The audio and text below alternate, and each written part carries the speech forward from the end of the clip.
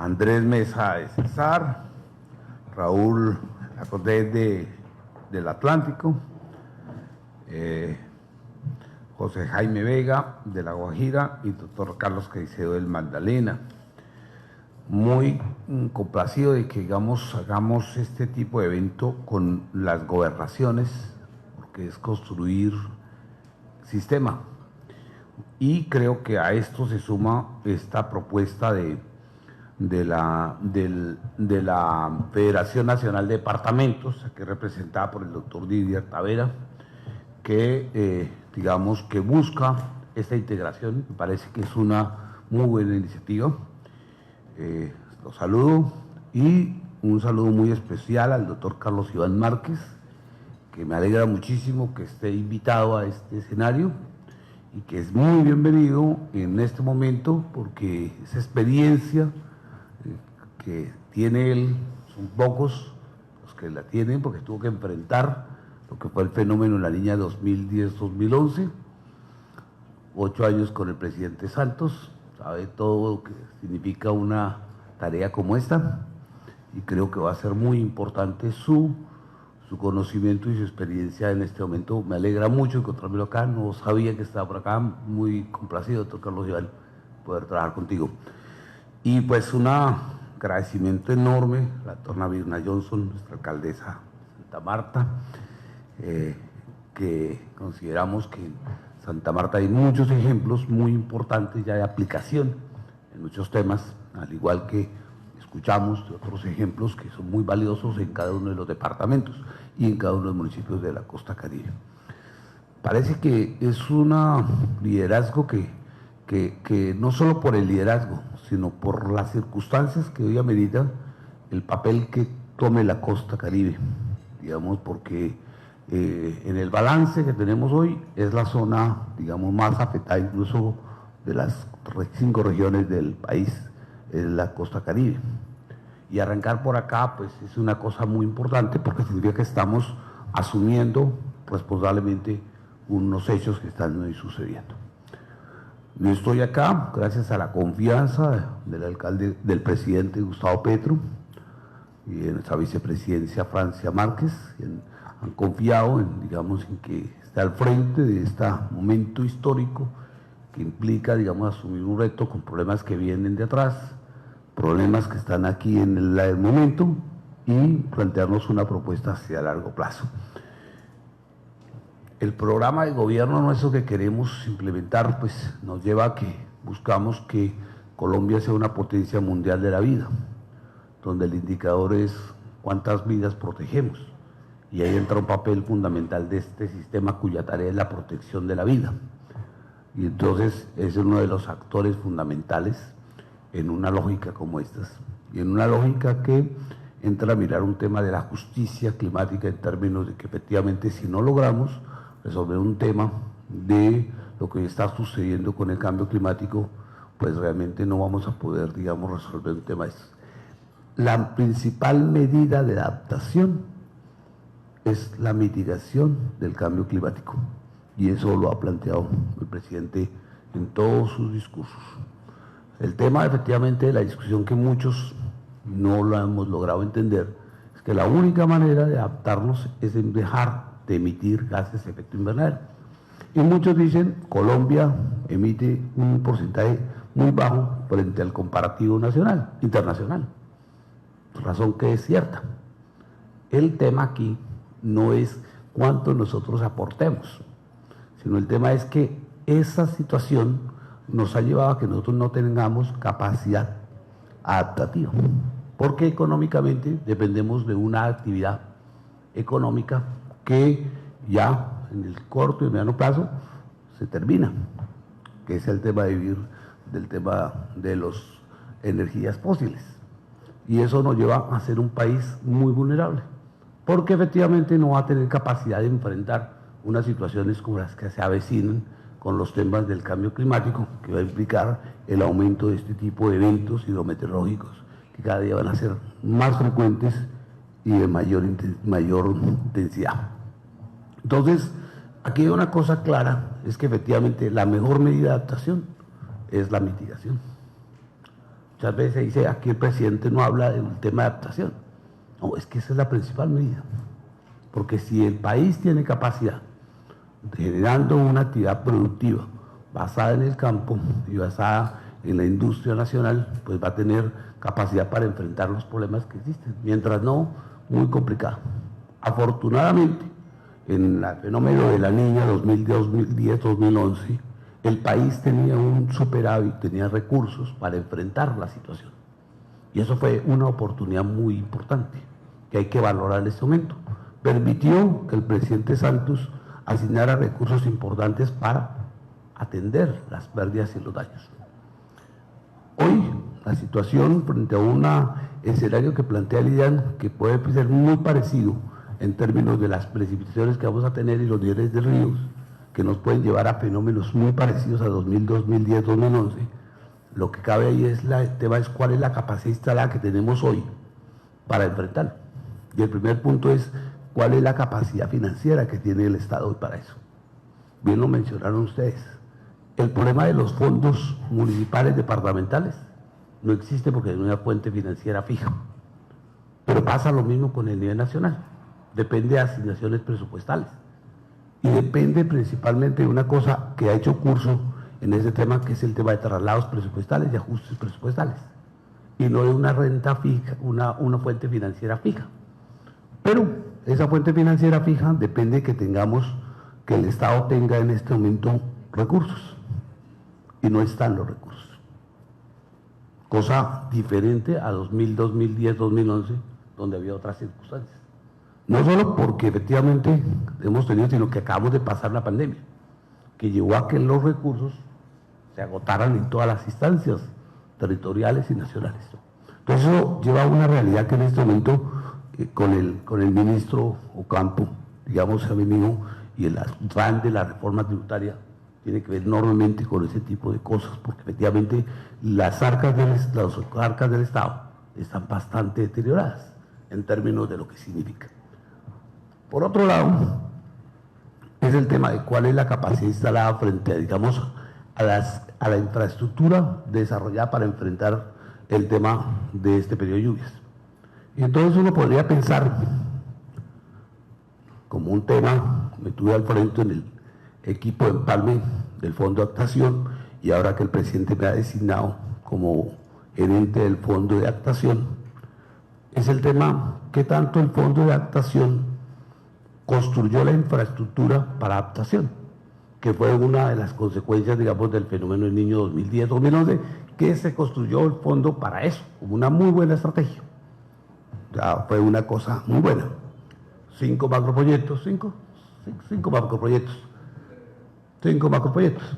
que hoy todavía están, 10 años después, no se han terminado, muchos de ellos.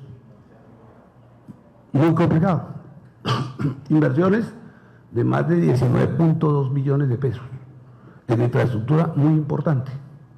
Entonces uno diría, con esa inversión, ¿qué tanto el canal del dique hoy tiene la capacidad para soportar unas crecientes de unos niveles tan altos como los que tenemos hoy? Y ustedes lo han dicho acá. Realmente hay unos problemas allí que podría terminar en repetirse la tragedia del 2010-2011. Entonces, ¿qué pasó? ¿Qué pensaría uno con esa infraestructura? ¿Será que los ingenieros hidráulicos se equivocaron? ¿Será que los diseños no fueron suficientes? ¿Será que construimos otras obras ahora con 19.2 billones de pesos? No sé, ya será mucho más. ¿Tenemos esa plata para hacerlas? No sé, es una discusión. Entonces, uno diría, esperaría uno que esas obras y esas acciones funcionen hoy. Yo poco confío, pero espero que funcionen algo, que sirvan a reducir un poco, digamos, lo que hoy sucede.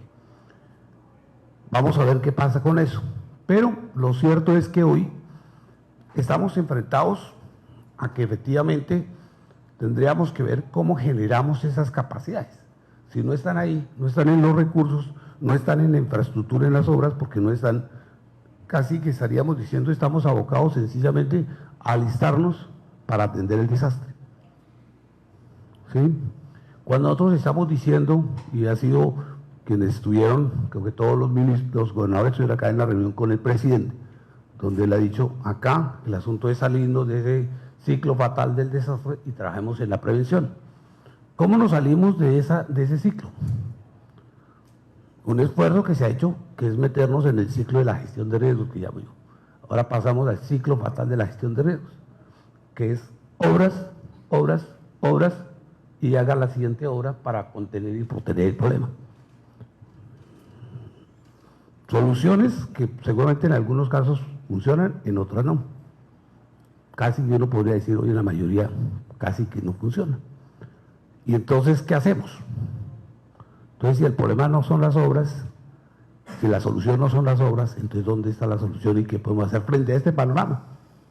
Que es la situación de lo que tenemos que enfrentarnos ya, porque es que incluso yo tengo diferencia con la directora del IDEAN, porque es que aquí no hay 2 temporadas de lluvias, hay una sola temporada de lluvias, y no empezamos a prepararnos hoy para lo que viene en próximas lluvias, sino que ya hay en este momento, ya en lo que va de temporada de lluvias de este año, van 89 personas que han perdido la vida, van más de 850 eventos a nivel nacional. Aquí vimos el escenario que se vive en todos los departamentos.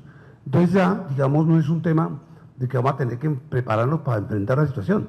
Es que estamos ya dentro de una situación de unos damnificados en Córdoba que no se les ha atendido. El 27 de agosto de Sucre, en La Mojana, el 27 de agosto se cumple un año de que se rompió Caregato.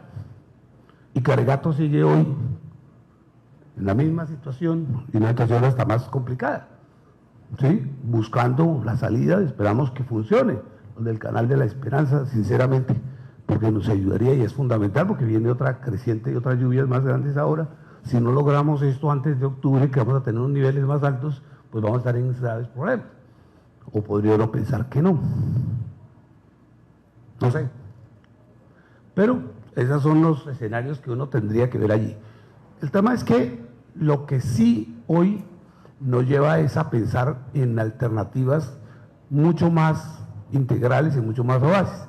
Entonces el presidente lo que mencionaba, y lo mencionó en el Consejo de Ministros, y entiendo que fue la intervención de él con los gobernadores, es el tema de que aquí tenemos que pensarnos en unas acciones no solamente del plan de la respuesta para la ola invernal, que hemos trabajado históricamente. Y diríamos, si eso ha funcionado, estamos tranquilos porque llevamos, el sistema ya cumple ¿cuánto? 50, ¿cuánto cumple el sistema?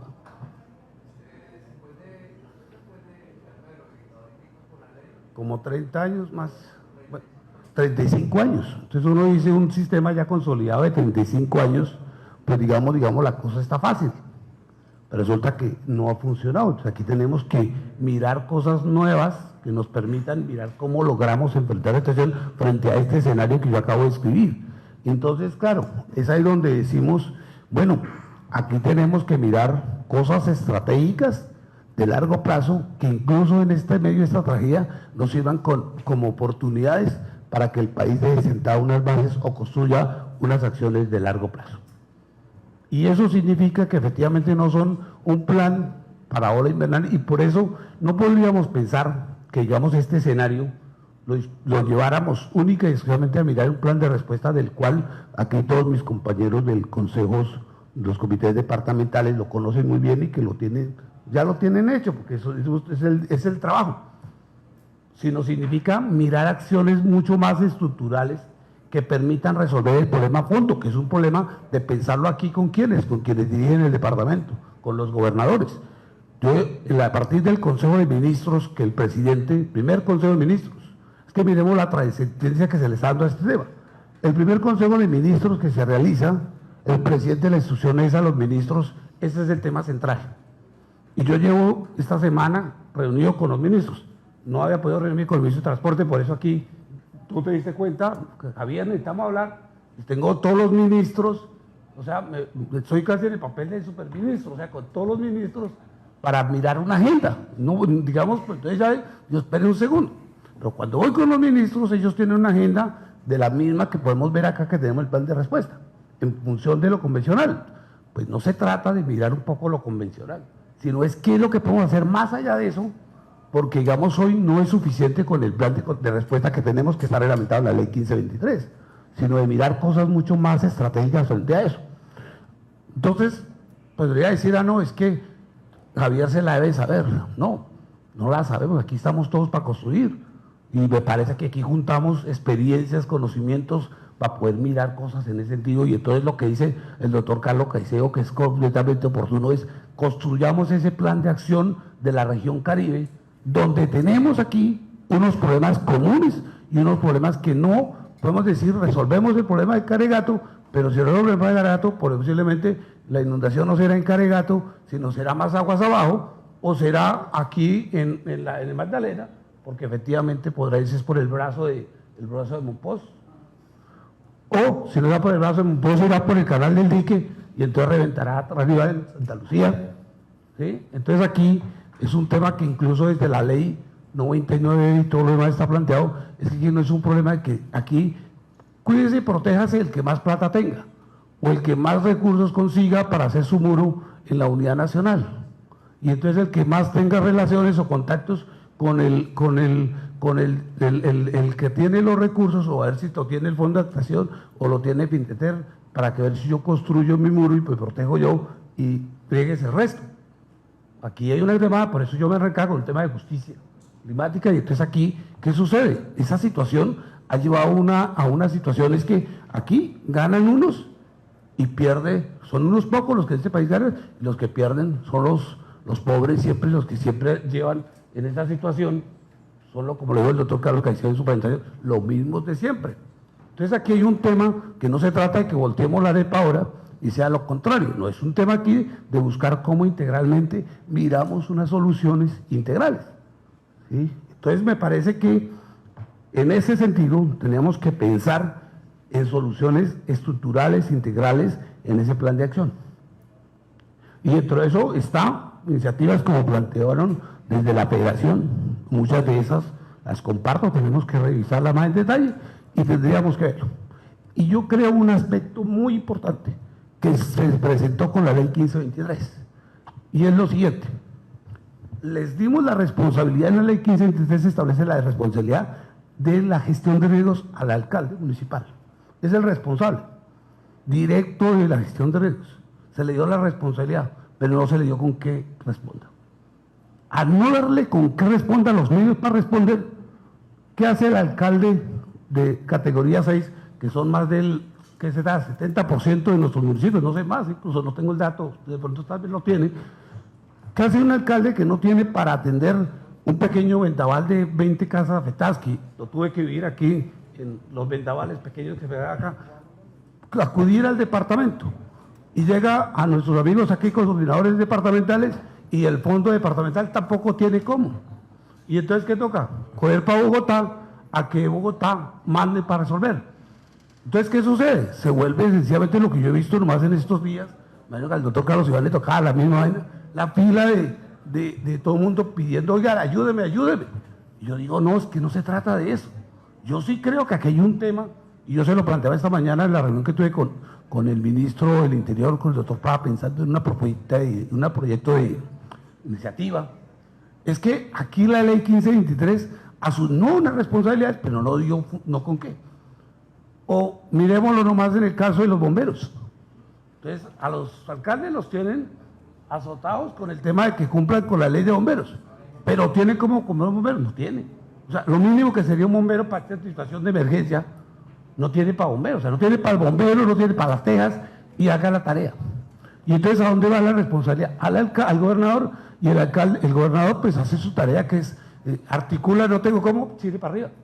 ¿Sí? Entonces aquí hay un tema que habría que ver hoy, incluso que esta alcaldía que estamos hablando de mirar la alternativa regional, también nos debe llevar a mirar una alternativa de alianza de municipios. Porque podríamos pensar que de pronto el municipio no necesita que todo municipio tenga un bombero o una estación de bomberos, sino un conjunto de figuras que permita, que es lo que no tiene la ley, porque si la ley permite es individual, pero si aquí planteamos es un esquema regional o subregional, podría ayudar a resolver cosas.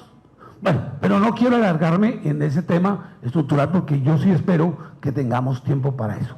Acá se mencionó, y me parece muy importante que ustedes me digan, oiga, señor director, pero estamos a puertas de unas lluvias, ¿qué vamos a hacer? ¿Y qué son las respuestas que vamos a dar tácticas frente a lo que esto sucede hoy? ¿Qué hay aquí frente a una situación de las lluvias que tenemos? Lo primero es que efectivamente acá, y que fue, yo vuelvo a repetir, las instrucciones de nuestro presidente, la primera es que acá tenemos que llegar a unos aliados estratégicos más allá de lo que tenemos. Y esto ayuda, pero no es suficiente. En el nivel local, el nivel municipal, que son quienes enfrentan la situación, se requiere en este momento una alianza muy férrea con las organizaciones sociales y comunitarias.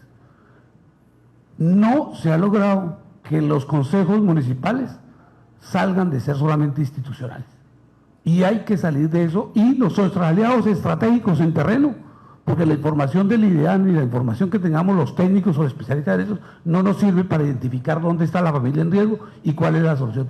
Hay soluciones incluso básicas en muchas zonas que las conoce el vecino de la cuadra y sabe que con eso resuelve el problema. Y entonces, ¿dónde está un tema aquí hoy? Es que efectivamente en algunos consejos se ha reglamentado la participación social y cómo se participa en eso. Pero donde no sea así, pues efectivamente habrá que trabajar en eso.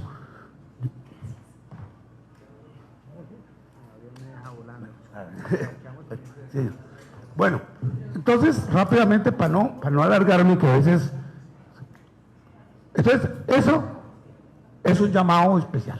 El tema de que, digamos, incentivemos a que los municipios realmente busquemos esos aliados, busquemos aliados en el tema sectores. Creo que aquí los sectores, muchas cosas, vimos con el presidente, estuvimos en Villavicencio, allá viendo el Guaitiquía, que había, digamos, entrado y afectado un poco de casas, y entonces el alcalde de Villavicencio, pues él planteó un muro, y pues un muro para un río prensado de esos, sí es complicado el Magdalena que divaga, imagínense el otro que se extiende, tratar de encerrarlo, pues peor, es decir que es una loca completa, ¿cómo lo va a enterrar? Entonces, ahí hay que plantear entonces una cosa, que es que en últimas, por ejemplo, que vimos allá, el problema de que el río se meta a las casas es la actividad minera, las dragas, porque un minero lo que hace es dragar a la orilla para buscar que cuando haya la creciente me deje la grava a una orilla y yo la puedo explotar fácilmente. ¿Quién generó ese problema?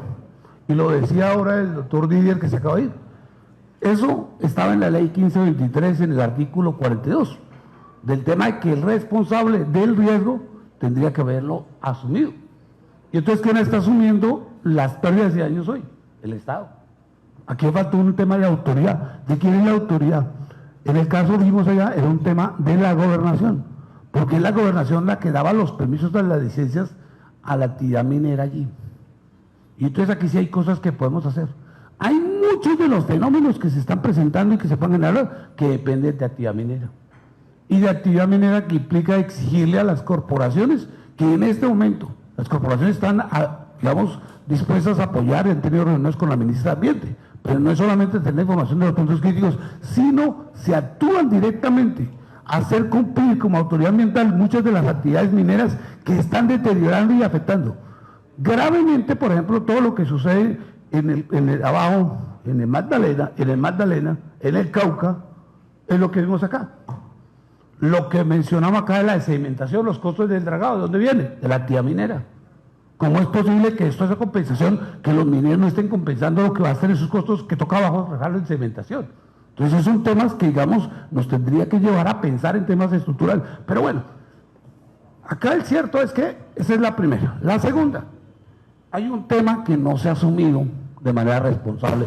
¿Por qué salió el tema del famoso mapa de riesgos que el presidente menciona en todo lado?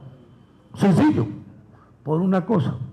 Porque vivimos una discusión que yo la traigo aquí, que quiero que la comprendan ustedes muy bien y que la transmitamos. El tema es que para cualquier tema, lo importante es tener claro a qué tengo yo que enfrentar. Si nosotros preguntamos hoy a cualquier municipio cuántas son sus familias que están en alto riesgo, no está el inventario. O hagamos el ejercicio en nuestros 30 municipios. ¿Cuántos municipios tienen hoy el inventario de familias en alto riesgo? No está. ¿Por qué no está? Porque no está el mapa de riesgos, porque la ley establecía, la 18, ¿qué es? Bueno, 1813, bueno, establece la elaboración de los mapas de riesgo para la reglamentación de uso del suelo. Todos se han enredado en el tipo de mapas. y al final el mapa nunca está a la escala que se requiere, porque para esto se requiere es un mapa detallado que le permita identificar a familias en riesgo. Y entonces hay que bajar de escalas, y bajar de escalas un municipio le va a implicar invertir 15.000, 20 millones de pesos en estudios. ¿Quién lo va a hacer? Nadie, ninguno lo ha hecho. En los resultados de la reunión con la doctora Catalina Velasco, ministra de Vivienda, me dice: Javier, hay solo 12 municipios que han hecho los estudios detallados, de detalles que se llaman, ¿no? El ABR, donde identifica a familias, 12, de todo el país. Y hay una razón de explicación por qué no se hacen muchas cosas, porque eso implica asumir una responsabilidad. Si en este momento usted como alcalde tiene el inventario de familias en alto riesgo, ya por ley usted tiene que hacer algo, tiene que actuar. Y entonces muchos prefieren no tener la información porque la ley le establece actuar. Entonces, ¿qué va a suceder donde el municipio tenga claro que tiene familias en riesgo y viene esta creciente el próximo mes y se lleva a las casas? ¿Qué va a pasar? La ley acaba de los fallos que acabaron de salir ahorita en Mocoa, donde el Estado tiene que indemnizar con una cantidad de plata lo que sucedió. El doctor Álvaro Leyo me decía que yo tengo el mapa ahí de los de Armero, y lo sacamos, se lo di al papá del presidente Duque, y el hombre no lo sacó, lo guardó. Después me lo donó, tengo esta papa caliente, me dijo: yo lo tengo todavía, Javier, se lo voy a regalar para que lo guarde usted, que le guste esa vaina. Porque todo el mundo, yo guardo la información, porque eso me va a implicar una responsabilidad después. Entonces prefiero no decirlo. Es como cuando uno está enfermo y dice: prefiere guardar la enfermedad ahí, que le toca asumir una plata que no tiene, o lo que sea. Pero lo cierto es que eso está pasando. Entonces, lo que allí salió del famoso mapa de riesgo, que digamos efectivamente a veces no da tiempo para explicarlo, y es mi tarea más bien como responsable del tema, decir: oye, ¿para qué es el bendito mapa de riesgo? Es para poder identificar las familias en riesgo. En un comunicado que firmamos conjuntamente entre la unidad y el Ministerio del Interior, estamos diciéndole a los alcaldes: necesitamos el mapa de riesgos. El mapa de riesgos para la identificación de familias en alto riesgo. Si yo tengo eso, va a suceder una situación. Me obliga como alcalde a hacer algo. Creemos que eso desembataría en hacer algo, implica una acción. Si yo como alcalde soy responsable que tengo identificadas familias de alto riesgo, yo tengo que pensar en que las tengo que evacuar preventivamente, o informarles al menos, de que estén alerta, pero entonces me obliga a moverme. Esa es la intención, Carlos. ¿Sí? En el sentido, digamos, de que eso suceda. ¿Por qué esa afán de hacer eso? Porque efectivamente, yo le iniciaba la presentación, es el fenómeno de la niña, como lo presenta el IDAL, no solamente el IDAL, sino la NOAA y todos los especialistas, va a tener unas lluvias mayores al 50% en lo que queda del resto del año, que digamos, si no hubiéramos tenido temporada de lluvias el primer semestre, pronto pasa. Pero tenemos un acumulado donde están los niveles del Urrá, de Hidroituango, de Chicamocha, arriba, tenemos las condiciones y el suelo saturado. Entonces aquí no nos da para nada más, sino que lo único que puede esperar unas consecuencias graves. ¿Cómo reducimos la cantidad de pérdidas que se puedan generar? Y si no, decíamos nosotros, el programa de gobierno nuestro se fue como le pasó a Santos en el primer año de gobierno, que todo el programa de gobierno fue para la atención del desastre. Y ahí se acabó el programa de gobierno, y no solamente el gobierno nacional, el del departamento y el del municipio. Porque ahí toca trasladar obligatoriamente el presupuesto y nos dedicamos a la atención de desastres. Entonces podríamos pensar de que efectivamente esperemos al desastre o actuemos ya. Y entonces por eso digo, pues acá, si es una instrucción del presidente desde el primer Consejo de Ministros es esto, los departamentos es esto, actuemos en función de esto, pero no solamente por, digamos, prepararnos al ciclo fatal del desastre, sino cómo transformamos esa realidad. Entonces, esa es la tarea. Lo segundo, pues yo tengo acá unas cosas que efectivamente requerimientos totalmente válidos, y eso no pueden dejar de moverse en términos de tener unos recursos para horas de maquinaria. Yo creo que, digamos, el ejercicio que hizo el doctor Carlos Iván, que fue el del proyecto de este banco de maquinaria, fue muy bueno. Yo no sé si alcanzamos ahorita a pensar en otro banco de maquinarias, voy a mirarlo, porque me parece que podría funcionar rápidamente en una alianza con algunos departamentos, porque no solamente es pensar en horas de maquinaria, porque ¿qué es horas de maquinaria que tenemos acá todos? Es un contrato con un particular para unas horas de maquinaria que muchas veces no se contabiliza y se convierte en un conflicto. Podríamos pensar si lo que miramos es un tema de banco de maquinaria urgente, porque yo sí creo que esa es una estrategia muy buena que funciona ahí. y más barato. No es ese.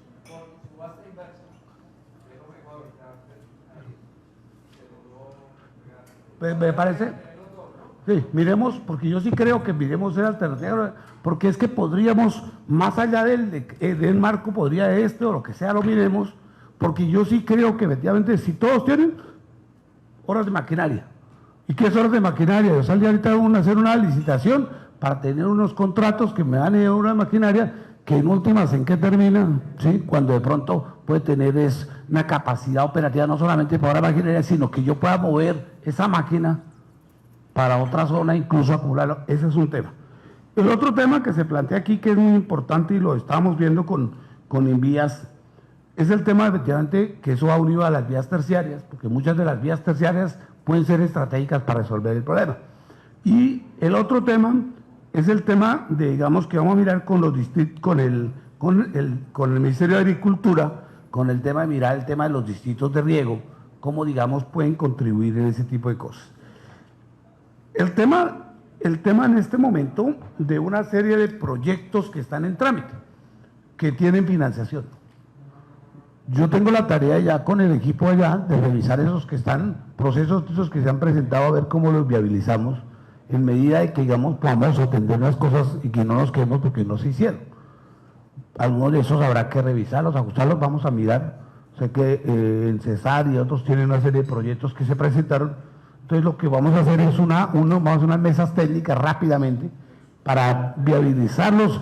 Hay algunos que yo sí les digo de una vez.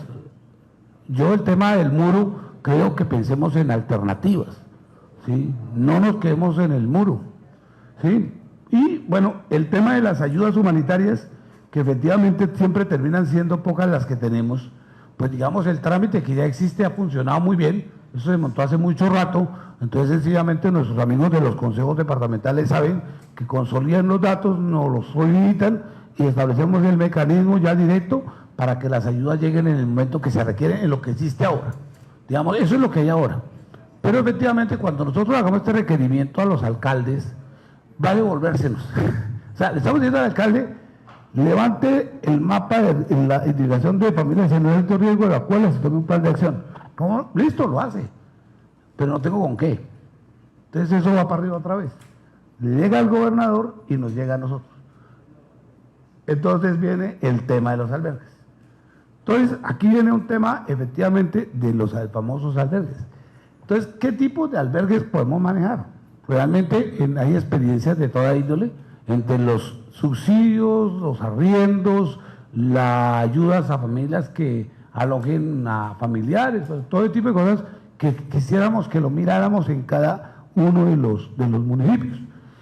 El papel de los gobernadores es articular eso, digamos que no se nos vuelva un desorden, una desorganización en los municipios, sino que por municipio empecemos a mirar el tema y podemos discutirlo. Y yo creo que, digamos, esta mesa que queda hoy establecida, podemos con los coordinadores mirar estrategias que podamos plantear en algunos municipios, porque si no se convierte en un tema de los de pago de arriendos. O sea, el listado de pago de arriendos que tenemos en la unidad, pues digamos, con el pago de arriendos, por ejemplo, de Gramalote, por poner un ejemplo, del 2018 todavía estamos pagando arriendo. Todavía, con eso yo he pagado y tengo 200 familias pagándoles arriendo todavía de Gramalote. Usted puede creerlo, y así acumulado, están unos de Galeras. No, o sea, digamos, se queda ahí. Entonces, no podemos volver un tema que se vuelve un eterno. Tenemos que mirar efectivamente en un tema que se planteó, que lo han planteado, por ejemplo, en Villavicencio, son reubicaciones de una vez, traslados de una de esas soluciones definitivas, con lotes. Y en ese caso, efectivamente, la ministra de Vivienda tiene una tarea muy importante, que es busquemos, salgámonos de la modalidad de vivienda que estamos haciendo hoy, un programa de reasentamiento. Fácilmente, el que menos ha llevado tiempo, lleva entre 6 o 8 años, de ahí para arriba, todos, porque efectivamente el modelo que se construye hoy lo obliga a eso, hasta que sale. Entonces, ¿qué sucede? Son 6 años o 4 años financiando unos arriendos. Entonces, aquí hay que mirar, es un tema que permita que pueda, y la ministra está trabajando en eso, es un tema de autoconstrucción. Entrega de predios para procesos de autoconstrucción, por situaciones de emergencia. Y entonces, en cambio de entregarle a la familia un arriendo, una plata en arriendo, que lo que le pagamos en arriendo durante 10 años, con eso le era para la casa. Se le da la vida que él mismo había construido la casa. Entonces es llegar incluso a alternativas como esas, que nos permitan entregar, si el caso del que dice la ministra de Vivienda, la mayoría de los alcaldes, con apoyo de los gobernadores, tienen los lotes. Incluso creo que en el mecanismo que existe hoy, digamos, en el tema del convenio que hacen, es los alcaldes colocan el predio y la nación coloca la vivienda. Y entonces el lote está muchas veces.